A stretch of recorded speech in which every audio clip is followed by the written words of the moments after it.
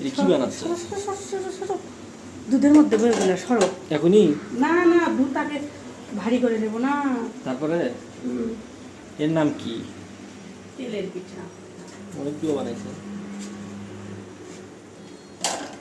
আরো বানাবো, তোমার নাকি কম হয়।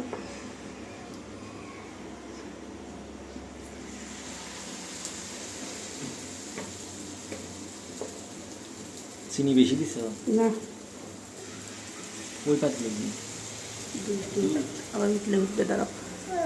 এটা একটু ভারী হলে এর মধ্যে একটা আস্তে করে দিয়ে রাখবো, তাহলেই হবে।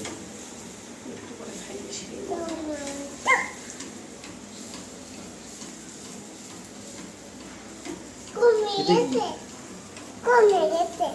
কি কমে গেছে? এটা কি? অনেকগুলো পিঠা বানাইছে।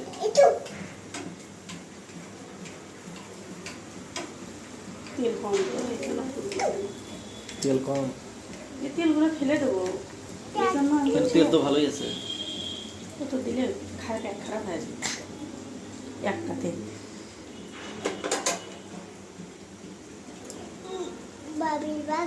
এই তেল যদি কেনা হয়তো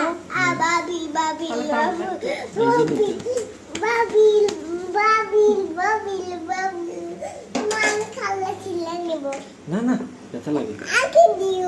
ওই যে পিঠা বানাবে।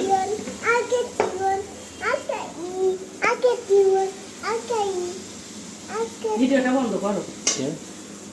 আমাদের বাড়িতে একটা গল্প বলবো, বন্ধ করো। বলো। না না না ভাই, হবে না, বললে নেটে দিবে, এত তো দেবই। তাহলে হবে না। তাহলে চুপ করতে হবে। মুখের মধ্যে না না, তাহলে বলি, মানুষটা মরে গেছে, ভুলবো তো, বুঝছো? তাই ওর স্বামী তেলের পিঠা খাবে, তারপর আমার পিঠা বানিয়ে দিত। তো এখন করছে তেল ছিটে যাবে না। এরকম